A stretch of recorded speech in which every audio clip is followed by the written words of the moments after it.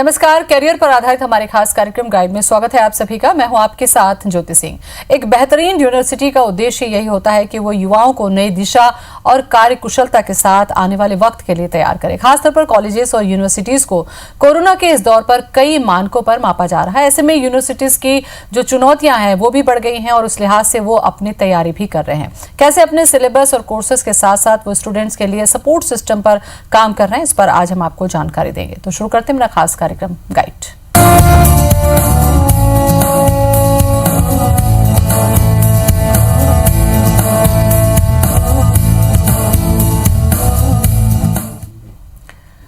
और उस पर चर्चा करने के लिए हमारे साथ भोपाल से जुड़ रहे हैं हमारे आज के खास मेहमान संजीव अग्रवाल, जो कि द सेज ग्रुप के फाउंडर हैं। सेज यूनिवर्सिटी इंदौर भोपाल की चांसलर हैं, सीएमटी भी हैं, जिन्होंने अपनी दूरदर्शिता से सेज यूनिवर्सिटी को भव्यता और एकेडमिक दोनों ही क्षेत्रों में इंटरनेशनल स्टैंडर्ड दिया है। संजीव जी, बहुत बहुत स्वागत है आपका शो में। धन्यवाद। संजय जी, आज के समय में आपको लगता है कि यूनिवर्सिटीज के जो चैलेंजेस हैं वो और ज्यादा बढ़ गए हैं, कैसे देखते हैं आप? देखिए, ये चैलेंजेस बिल्कुल मैं इसको चैलेंज ही ले रहा हूँ, अपॉर्चुनिटी भी है ये, क्योंकि हमें कुछ करने का मौका मिला। अभी तक बहुत रूटीन पैटर्न में हम काम करते थे, अब हमें एक अपॉर्चुनिटी मिली है कि अपने आप को भी ग्रो करें, अपने स्टूडेंट को एक नए मतलब चीज़ों से सिखाएं। और अभी तो मुझे बड़ा हर्ष है कि बहुत एक गौरव प्रतीक हो रहा है कि हमें नई शिक्षा नीति आई है। 34 साल बाद हमें 1986 के बाद नया एजुकेशन पॉलिसी मिली है, जिससे हम बहुत सारे चेंजेस ला सकते हैं। तो हमारे लिए चैलेंज नहीं, अपॉर्चुनिटी है। अब हम कुछ करके दिखा सकते हैं, ग्लोबली अपने आप को प्रूव कर सकते हैं कि हम तो बेस्ट, हम माइंड बेस्ट है, हमारा सब कुछ बेस्ट है। संजय जी, एक तो कोरोना काल है, इसमें कॉलेजेस के लिए एक अलग ही तरीके की चुनौती है। दूसरी ये कि 34 साल के बाद में सिलेबस में चेंजेस हो रहे हैं। तो आने वाले समय में मुझे लगता है कि यूनिवर्सिटीज को भी इस परिवर्तन के साथ खुद को तैयार करना होगा। क्या क्या सोचा है आप लोगों ने अपने पाठ्यक्रम के लिहाज से स्टूडेंट्स को देने के लिए?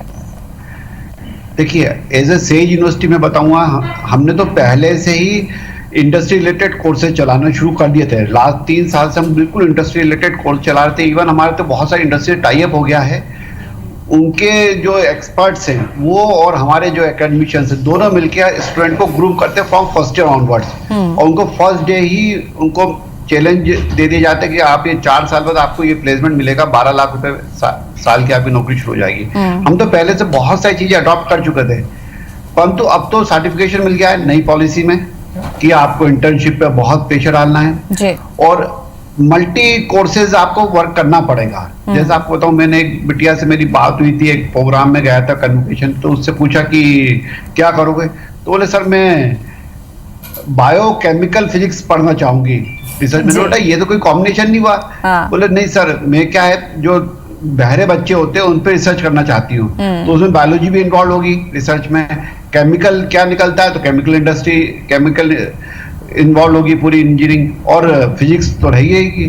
तो एक से मल्टी डिसिप्लिनरी चीजें बढ़ जाएंगी। तो हमें रिसर्च करने में स्टूडेंट की मन की चीज है, उसको हिस्ट्री पढ़नी है, बायोलॉजी पढ़नी है, मैथ्स पढ़ना है, तो तीनों कॉम्बिनेशन बना के हम उसको दे देंगे। तो अपॉर्चुनिटी बहुत बढ़ गई है अब तो। बिल्कुल।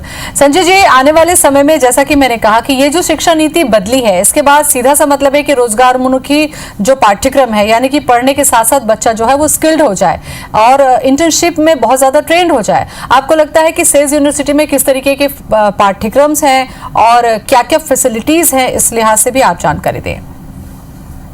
देखिए, हमारे सेज ग्रुप, हमारे स्कूल्स भी है, सेज इंटरनेशनल स्कूल भी हमारे, पुराने इंजीनियरिंग कॉलेज भी है। तो हम स्कूल में बच्चों को 6 क्लास से ऑनवर्ड्स ही अब ग्रूमिंग का हमें मिल जाएगा, उनको इंटर्नशिप हम सिखाने लगेंगे।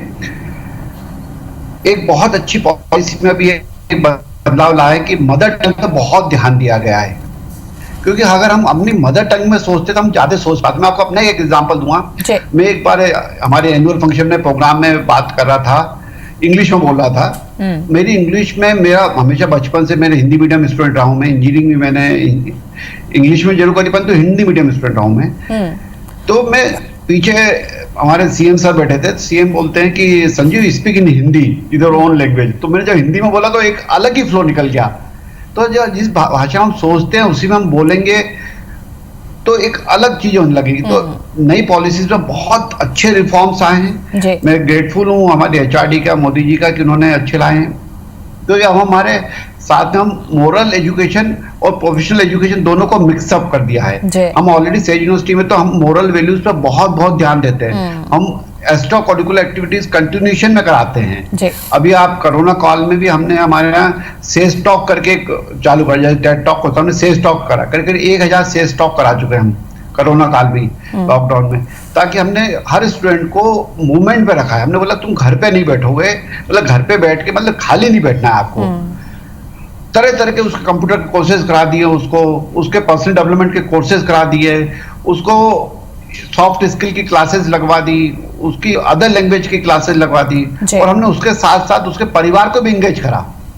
हमने उसके परिवार के मदर फादर को भी, उसके छोटे भाई बहनों को भी, सबको एंगेज करके उनको हमने स्किल सिखा दी कोरोना काल में, और अब वो रेगुलर फीचर में लिया। ये एक बड़ी जिम्मेदारी होती है संजीव जी, जिस पर हम चर्चा कर रहे हैं। मिराज हमारे साथ में जुड़ चुके हैं कांकेर से। मिराज, स्वागत है आपका, पूछिए सवाल। जी, good afternoon ma'am, good afternoon sir. मेरा सवाल ये था कि मैं मैथमेटिक्स का स्टूडेंट हूँ।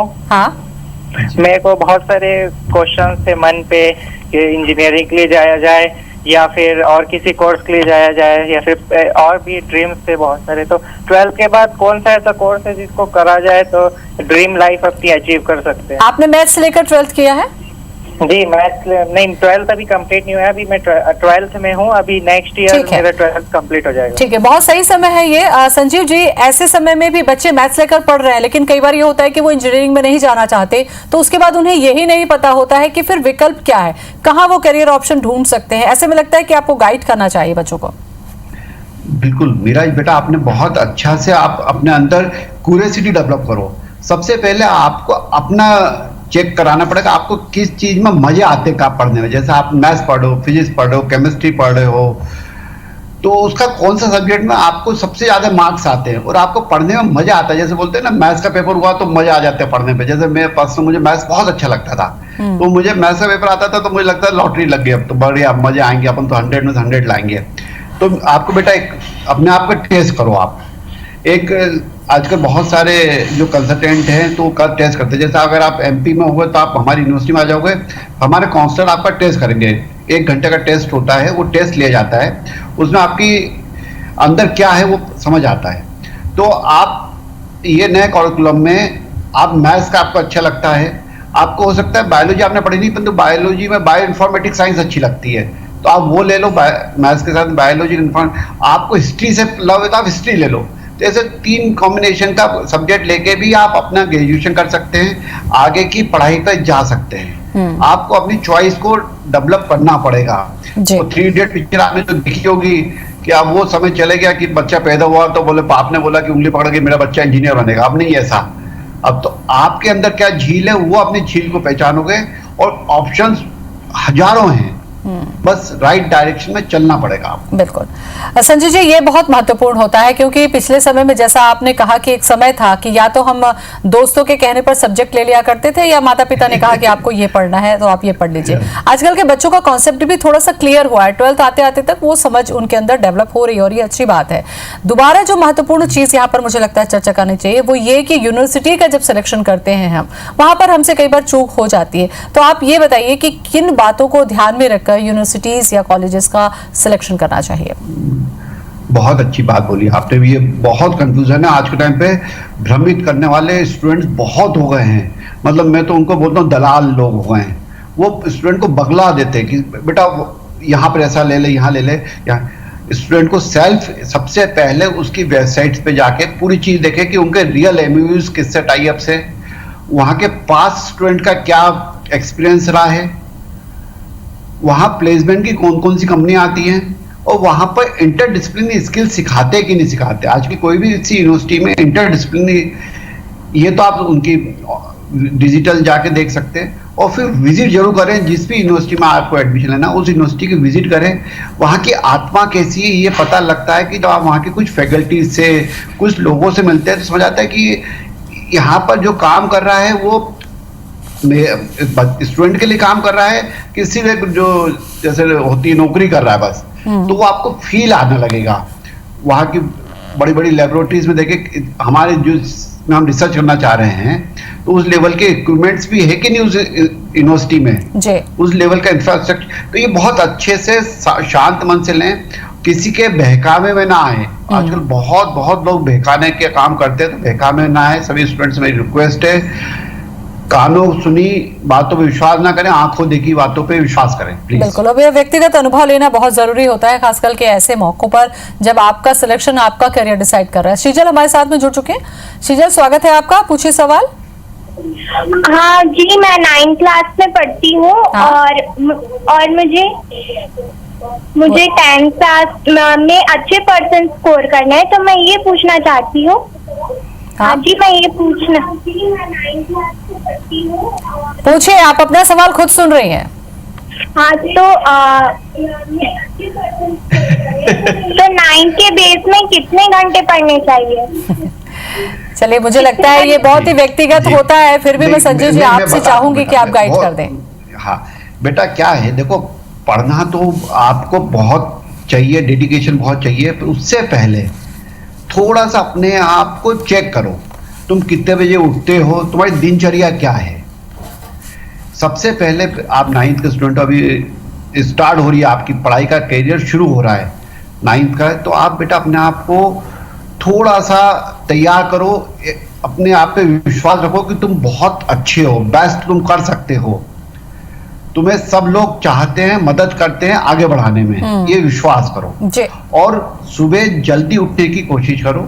सुबह उठो, थोड़ा सा अपने आप को थोड़ा फ्रेश अप करो, हल्का सा योगा कर लो या थोड़ी सी वॉक कर लो, फिर सुबह के टाइम कम से कम 2 घंटा जरूर पढ़ो, चाहे कुछ भी हो जाए जी। उस हिसाब से तैयारी करो। 2 घंटा दोपहर सुबह पढ़ लो और 2 घंटा रात को पढ़ लो। अगर आपने शुरुआत में 4 घंटे पढ़ाई शुरू कर दी, दिन में आपका स्कूल रहेगा, स्कूल का सब वर्क होगा, वो पढ़ लो। और पढ़ने के लिए एक हमेशा करना, जब भी जो स्कूल का पढ़ रहे हो वो आके उसी दिन रिपीट जरूर कर लेना। आपकी बातों का जो सार है संजीव जी, वो ये है कि बच्चों के अंदर टाइम मैनेजमेंट अगर आ जाता है, अर्ली मॉर्निंग होती है तो उनके पास टाइम बहुत अच्छा बच जाता है, ये अहम बात है। दूसरा ये मैं कह रही थी कि जैसा आपने कहा कि एक समय था कि मेडिकल और इंजीनियरिंग के अलावा बहुत ज्यादा हो गया, तो LLB के अलावा हमारे पास में ऑप्शन नहीं था, हम कहाँ जॉब करें हमें ये नहीं समझ में आता था। आपको लगता है कि सेज ग्रुप जो है आज कितने तरीके के कोर्सेज चला रहा है बच्चों की उन तमाम स्किल्स को ध्यान में रखकर, ये कितना जरूरी है? आजकल मल्टी डिसिप्लिन कोर्सेज, और मैं तो ओपनली बोलता हूं कि अगर 10 स्टूडेंट मुझे अगर मल्टी डिसिप्लिन और मिल जाए कोई भी कॉम्बिनेशन में, तो मैं वो कोर्स स्टार्ट कर दूंगा। आज हमारे पास फ्रीडम है और हम उसमें एक्सेल कर लेंगे, उसके लिए हम चीजों को अरेंज कर लेंगे। करीब करीब हमारे 53 कोर्सेज है हमारे पास में, इंटर डिसिप्लिन कोर्सेज हम चला रहे हैं जो हमारी यूनिवर्सिटी में।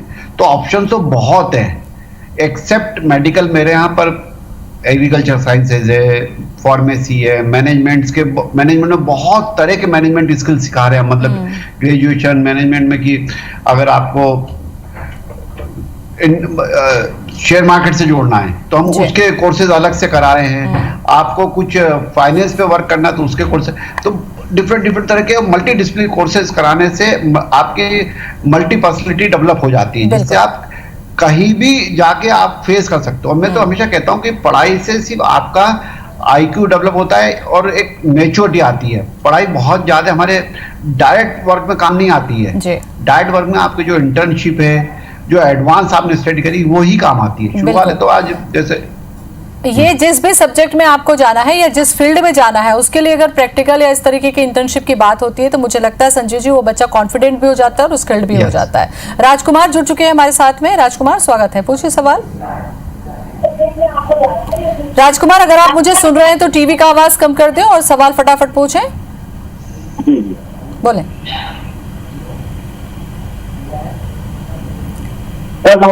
सवाल करें जी। नमस्कार। चलिए, वक्त जाया हो रहा है संजीव जी, मैं दूसरा सवाल लूंगी। दूसरा सवाल ये कि यूनिवर्सिटी में जैसा कि हमने बात की थी, आने वाले समय में नई शिक्षा नीति के साथ हम जाएंगे। एक तो मदर लैंग्वेज के साथ में हम बात करते हैं, दूसरा हम मॉरल वैल्यूज की बात करते हैं। नैतिक शिक्षा का एक समय था जब हम लोगों ने पढ़ाई की, उस समय पर नैतिक शिक्षा की पूरी किताब हुआ करती थी। आपको लगता है कि आज के समय में वापस हमें उस पर लौटना पड़ेगा, क्योंकि केवल पढ़ाई से एक अच्छा व्यक्तित्व का निर्माण नहीं होगा, और ये अब समझ में आ रहा है नई शिक्षा नीति के साथ भी।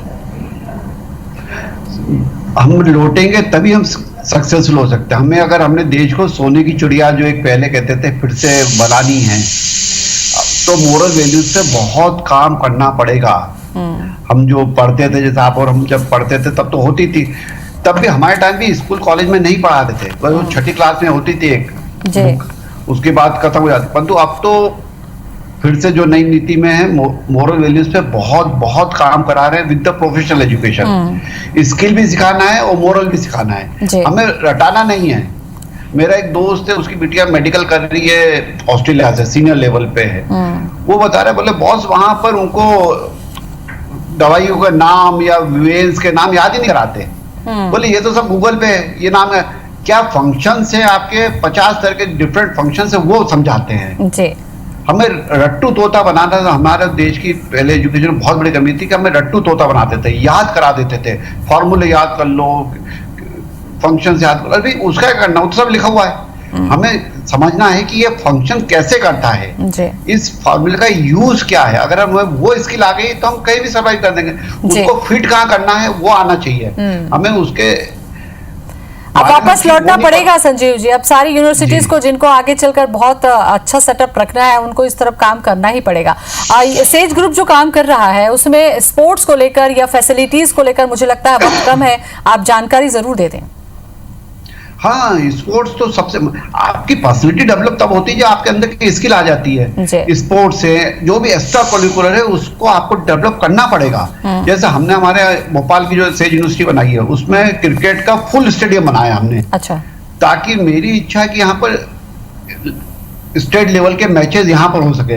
मेरा हर स्टूडेंट, मैंने स्पोर्ट्स का कोई भी ऐसा स्पोर्ट नहीं है, आप तलवारबाजी बोल लो और 400 मीटर का ट्रेक बोल लो, हर स्पोर्ट्स का इंतजाम करा है अपने यहाँ। क्योंकि अगर किसी भी स्टूडेंट को जो स्पोर्ट्स आता है वो उसको यहाँ मिलेगा, उसको जो परफॉर्मेंस उसको आता है, जैसे डांस का आता है तो हमने हमारे यहाँ के वो भी कोर्सेज शुरू कर रहे हैं कि आपको जो स्किल सीखना है वो करो, और उसके लिए पूरी पूरी व्यवस्था करी, बड़े थिएटर्स बनाए हमने।